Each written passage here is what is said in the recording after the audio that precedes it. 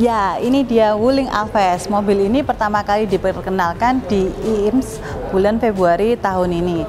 Nah, bukan Wuling ya kalau tidak memberikan tamparan kepada produsen-produsen mobil lain. Melalui Wuling Alves, Wuling mampu membuktikan bahwa dengan harga yang terbilang miring, Wuling mampu bersanding dengan mobil-mobil dari produsen Jepang. Wuling mampu bersaing dari sisi desain, kenyamanan, hingga kualitas. Berikut aku kasih perbandingan antara Wuling Alves dan para kompetitornya.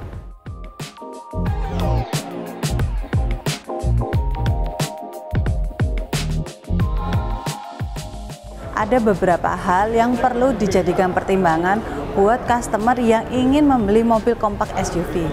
Kabin yang luas dan nyaman, kemampuan menangani berbagai medan, keamanan dan kenyamanan, desain, yang terakhir adalah kepraktisan. Melalui beberapa aspek di atas, nah apakah Wuling Alves ini mampu dan layak menjadi pilihan customer untuk menjadi mobil pilihan mereka? Dari sisi desain, mobil Wuling Alves ini mampu menonjolkan mobil yang elegan namun tetap sporty. Kalau kita lihat ya, desain yang ditawarkan dari mobil ini benar-benar fresh. Tidak seperti kebanyakan mobil Cina lainnya yang mirip dengan desain-desain mobil dari Eropa. Di bagian grill kita bisa dominan warna hitam glossy dengan aksen pixel atau kotak berwarna krom untuk menambah kesan mewah pada mobil ini. Untuk lampunya sendiri sudah menggunakan full LED lengkap dengan DRL-nya. Nah, untuk velgnya sendiri kalian bisa lihat ya, velg yang digunakan ukuran 16 dengan ukuran ban 205/60. Untuk ban ukuran 60 ini sendiri kalau digunakan di jalanan pastinya lebih empuk. Nah, untuk menambah kesan sporty udah dikasih over fender dan side skirt berwarna hitam. Tapi menurut kalian ini velgnya kekecilan nggak ya? Menurutku lebih pas lagi bila velgnya ukuran 17. Yang paling aku suka dari mobil ini adalah di bagian pengereman mobil ini sudah menggunakan disc brake depan belakang yang menambah rasa aman ketika kita berkendara.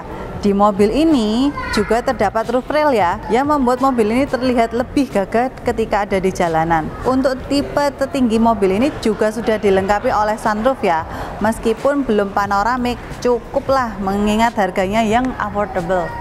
Nah, sekarang kita bahas bagian belakang mobil ini. Kalau kalian bisa lihat ya, ini tipenya simple modern look. Kalian bisa lihat lekuan-lekuan yang ada di sini nggak lebay ya, tapi itu sendiri tergantung pada penilaian kalian masing-masing. Menurutku sih looksnya ini simple, bagus banget kalau dari belakang. Di bagian belakang sudah cukup lengkap ya. Kalian sudah mendapatkan spoiler belakang lengkap dengan lampu stop lamp. Juga terdapat wiper belakang, namun memang belum dilengkapi dengan defogger. Untuk lampunya sendiri sudah menggunakan LED untuk lampu stop lamp, lampu mundur. Namun untuk lampu seinnya masih menggunakan bohlam biasa. Nggak lupa untuk safety, mobil ini juga sudah dilengkapi dengan 4 buah sensor parkir untuk bagian belakang dan juga 1 buah kamera mundur.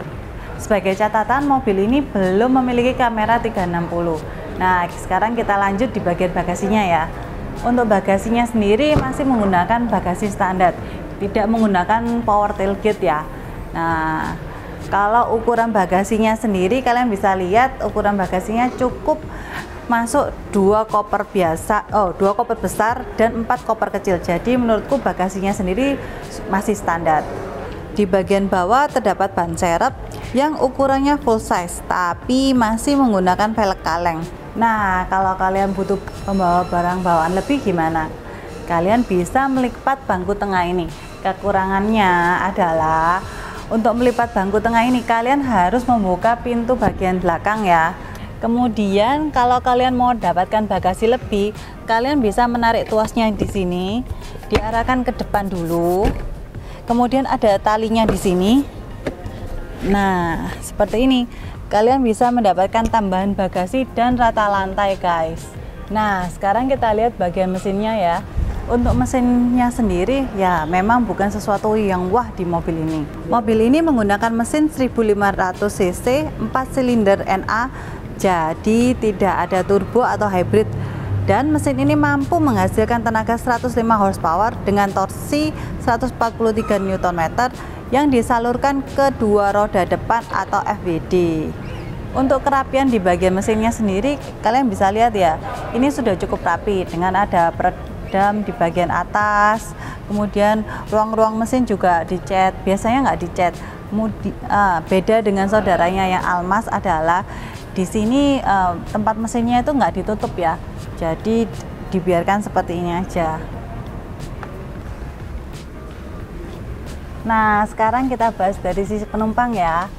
Untuk tinggiku 165, ini sudah aku set dengan mode aku berkendara. Untuk keluasan kakinya sendiri cukup luas ya, ada 1 kilan. Kemudian kalau kita duduk bagian belakang, kalian bisa lihat ini headroomnya cukup lega. Oh ya, satu lagi keunikan di mobil ini ya. Jadi kalau di mobil ini, kalau kita capek perjalanan jauh, ini mobilnya bisa tidur rebahkan lagi. Jadi ketika perjalanan jauh, kalian bisa lebih santai lagi. Nah, apalagi ya di mobil ini. Nah, kalian bisa lihat desain AC-nya ini desain terbaru ya dari Wuling. Untuk desainnya ada kayak putaran gini ya. Kemudian juga ada tulisan Wuling di atas AC-nya. Untuk colokannya sendiri udah ada colokan ya. Ini colokan USB untuk ngecas. Tempat penyimpanannya juga mungkin untuk tisu ya di sini. Nah, sekarang aku bahas bagian pintu di mobil ini. Untuk bagian pintunya sendiri, kalian bisa lihat ini materialnya banyak yang plastik, namun ada soft touch di area sini dan di area sini. Yang menariknya kalian bisa lihat ya, ini ada kayak detailnya di sini yang senada dengan desain bagian depan. Untuk penyimpanan sendiri, kalian bisa masukin air minum di sini, cuman cukup kecil ya. Juga ada audio mobil di sini. Sekarang kita lanjut ke bagian depan mobil ini. Nah, kalian bisa lihat ya interior depannya ini bener-bener baru. Menurutku malah kompetitornya belum ada yang punya. Untuk bahannya sendiri, memang untuk bagian atas ini masih menggunakan material plastik ya. Tapi kalau turun sedikit, ada material empuk. Yang ini bahannya dari Swiss ya, jadi halus. Untuk head unitnya sendiri bentuknya memanjang seperti di Wuling Air-EV. Dan ini juga sudah dilengkapi dengan wine. Nah, apa aja yang baru dari desain interiornya? Pertama adalah bagian setirnya ya. Ini baru banget di Wuling. Mirip seperti Wuling Victory yang ada di Cina, yang nggak masuk-masuk ke Indonesia. Setirnya udah flat bottom dengan desain perletaan tombol dan juga klaksonnya ini benar-benar baru. Di bagian setir sini ada banyak tombol ya. Nah, karena fiturnya ini paling lengkap, untuk fitur ADAS-nya itu diatur di bagian sini. Nanti aku kasih tampilan lengkapnya fitur-fitur list apa yang sudah ada di mobil ini. Juga terdapat sensor di bagian sini. Untuk audionya sendiri diatur di setir bagian kanan sini ya.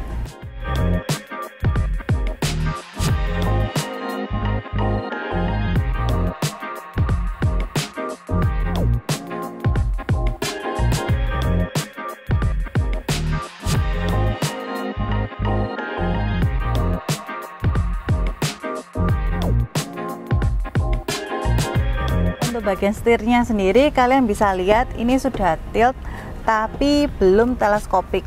Nah, itu merupakan pertanyaan, why Wuling kenapa masih belum teleskopik sampai pada tahun ini. Sekarang kita lanjut untuk kenyamanan pengemudinya. Untuk pengemudinya sendiri, mobil ini sudah bisa dimaju mundurin ya, juga bisa dinaik turunin untuk kursinya, juga bisa dibuat rebahan sampai kemana ya. Oh, sampai posisi tidur sudah guys. Untuk pengaturan AC-nya sendiri ini udah berbeda ya, mirip-mirip dengan Honda HR-V. Nah, dari pengaturannya kalian bisa untuk buka tutup digeser aja atau dinaik turunin. Geser ke bagian bawah, ada beberapa tombol untuk pengaturan AC, untuk mengatur level angin maupun suhu, dan juga ada tombol untuk pengaturan buka tutup sirkulasi udara dan tombol hazard. Di mobil ini belum ada sistem wireless charging ya, jadi meskipun ini diletakkan handphone, ini hanya untuk peletakan handphone aja, dilengkapi dengan USB charging aja. Desain konsol tengahnya ini benar-benar baru ya, ada aksen list chrome, juga ada tulisan Wuling kecil untuk pemanis di bagian sini. Geser ke bagian bawah, tuas transmisinya juga baru ya, dilengkapi dengan mode manual, maju untuk naikin gigi dan mundur untuk nurunin gigi. Untuk sistem pengereman sendiri sudah menggunakan rem parking elektrik lengkap dengan auto boot. Untuk kelengkapan mobil ini standar ya, ada 2 cup holder di konsol tengah, ada juga konsol box yang berfungsi sebagai armrest, cuman ini nggak bisa maju mundur ya. Ada laci penyimpanan yang juga soft opening. Untuk kapasitasnya cukup dalam, sisanya standar pocket yang ada di bagian pintu. Untuk speedometernya sendiri udah dilengkapi dengan full digital seperti di Almas Hybrid.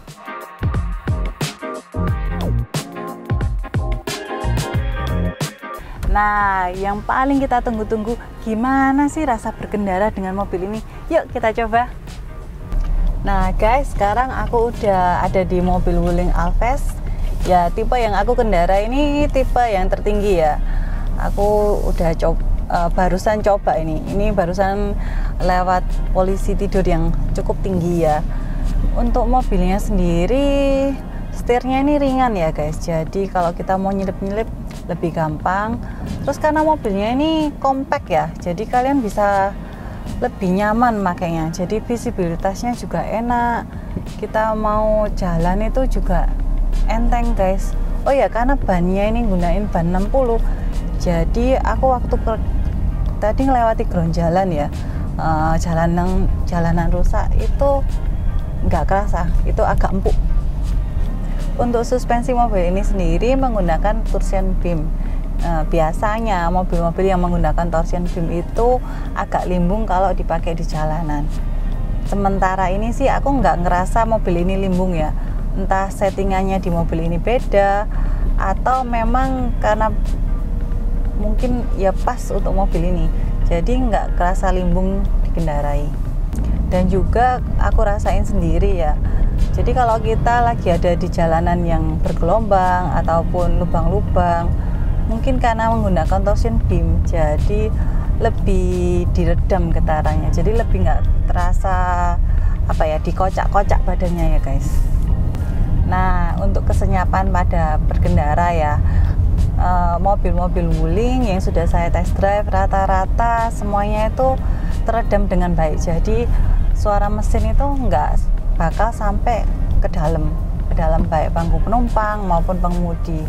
Untuk road noise-nya sendiri saya nggak ngerasa ada road noise ya guys ya, jadi naik mobil ini senyap guys. Nah, untuk pilihan mode berkendara sendiri ini ada 2 ya. Pertama Sport Eco, yang kedua ada manual transmission. Jadi meskipun mobil ini otomatis, tapi kita bisa merubah lagi ke manual. Nah, untuk perpindahan transmisi giginya aja kalau kita lagi di otomatis itu khas mobil-mobil CVT ya. Jadi nggak kerasa sama sekali, halus perpindahannya. Bentar lagi aku akan coba mobil ini gimana sih, sentakan gasnya ini oke atau malah tidak bertenaga. Nah, kita coba dulu ya guys, di jalanan agak sepi ya guys ya. Oke. Nah, untuk tarikannya sendiri guys, tarikannya ini tidak konstan, tapi sekali kita ngegas itu lama-lama naik. Jadi menurutku cukup aman ya. Jadi tapi kalau untuk kota-kota aja gasnya ini udah cukup. Nah, untuk performanya sendiri guys, di mobil ini kurang mengedepankan performa, tapi dari sisi lainnya kita bisa lihat ya kenyamanan mobil ini untuk dikendarai, yaitu pertama mobil ini senyap guys, juga ada teknologi safety ADAS dan teknologi lainnya yang menurutku paling lengkap di mobil ini ya. Kemudian kalau kita keluar kota menggunakan mobil ini juga cukup kokoh, jadi kalau perjalanan kalau kita lewati tol ya, mobil ini dipastikan nggak limbung waktu kalian bawa di tol karena compact juga. Nah, ini kita lebih nyaman ya. Nyaman tuh dalam artian apa? Kalau ketika kita keluar kota, tiba-tiba ada kemacetan. Nah, itu kita bisa selip-selip. Nah, untuk test drive kali ini aku ditemani oleh, kenalin dulu nih. Ya, perkenalkan, saya Made dari Wuling Blast Basuki Rahmat, Surabaya. Oke, salam kenal ya. Salam kenal. Jadi manggilnya apa? Ko, Pak, atau Kak? Panggil Ko Made boleh, panggil nama langsung Made juga boleh. Oke deh. Nah, Ko Made, mobil ini kan dibanderol termahalnya 295 juta. Betul. Sudah sampai customer itu ya? Sudah. Sebenarnya apa sih strateginya? Kenapa kok mobil secanggih ini dikeluarin harga segitu? Apa nggak takut ini mobil itu dibilang boykot mobil-mobil lain nih? Oke, jadi kalau pada dasarnya sih kalau Wuling, apalagi di Wuling sorry. Kecanggihannya Wuling ya, dipanggil langsung mau ya? Langsung nyaut ya. Kalau Wuling Alphas ini sebetulnya kita lihat dia ini mau menunjukkan ke warga Indonesia sebetulnya dengan fitur seperti ini, fitur kecanggihan seperti ini yang kita punya, voice comment, fitur keamanan, ADAS-nya kita, itu dia bisa didapatkan dengan harga yang bisa dibilang terjangkau. Jadi kalau semisal mau punya mobil yang fiturnya canggih, keamanannya oke, ya Wuling bisa memberikan dengan harga yang cukup terjangkau. Nah, sebenarnya segmen Wuling ini mau menyasar segmen mana nih kok? Oke, kalau Wuling Alphas ini sebetulnya dia masuk ke compact SUV. Secara compact SUV di kompetitor kita ada Creta, ada Seltos, seperti itu. Nah, aku lanjut lagi kok. Pertanyaan buat para pengguna mobil standarnya. Konsumsi bahan bakar Wuling ini berapa kok? Baik dalam kota ataupun luar kota? Karena kan aku hanya test drive sebentar aja ya, belum test drive yang jauh. Nah, gimana kok? Kalau saya pribadi sudah pernah nyoba test drive dari Surabaya kota ke daerah timur, daerah selatan, termasuk macet-macetan juga. Kalau saya pantau dari MID yang tercatat itu 112 masih bisa, 112, 113 masih bisa. Itu kota-kota ya? Untuk kota-kota sudah terhitung macet. Sama waktu itu konsumen saya nyoba di mode sport. Jadi sudah digaspol sama dia. Itu ketemunya 112, 113. Untuk luar kotanya belum dicoba kok? Kalau saya masih belum coba sih. Oke, tapi untuk kota-kota mobil otomatis itu tergolong hemat ya? Tergolong hemat. Nah, kok mobil ini termasuk baru ya? Baru dikenalin di IMS Februari tahun ini. Betul. Untuk kita punya mobil ini sendiri, gimana prosesnya? Jadi kalau prosesnya kita inden dulu, kita taking SPK dulu, surat pemesanan kendaraan, dan estimasi bisa diterima kendaraannya 1 bulan. Wah, cepet juga ya? Bisa dibilang cepat, 1 bulan dari indennya. Gitu. Nah, untuk pembelian mobil ini di mana nih kalau di Surabaya kok? Bisa datang ke Wuling Blast, Jalan Basuki Rahmat nomor 86 di Tikungan. Nah, untuk kontak person lebih lanjutnya bakal aku kasih di kolom komen description box di bawah ya. Dan jangan lupa buat janjian test drive-nya sama Ko Made. Saya bisa. Oke, itu aja test drive dari aku. See you guys. Bye.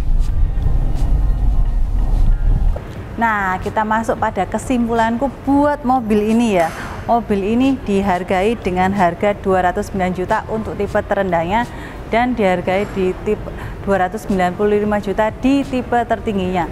Menariknya mobil ini dengan tipe tertingginya nggak sampai 300 jutaan loh. Kita lihat ya pasaran mobil-mobil sekarang, Brio, Agya itu sudah berapa? Sudah 250 jutaan. Nah, menurutku mobil ini dari build quality dan teknologinya worth to buy. Bahkan apabila mobil ini dibandingkan dengan kompetitornya HR-V maupun Hyundai Creta, mobil ini masih worth to buy karena dengan fitur teknologinya lebih lengkap dengan harga yang lebih murah. Tapi semuanya itu tergantung kalian lagi. Perlu kalian ketahui untuk after sales-nya sendiri Wuling sudah berdiri 6 tahun, tapi masih berbeda ya dengan kompetitor ATPM lainnya yang sudah puluhan tahun di Indonesia.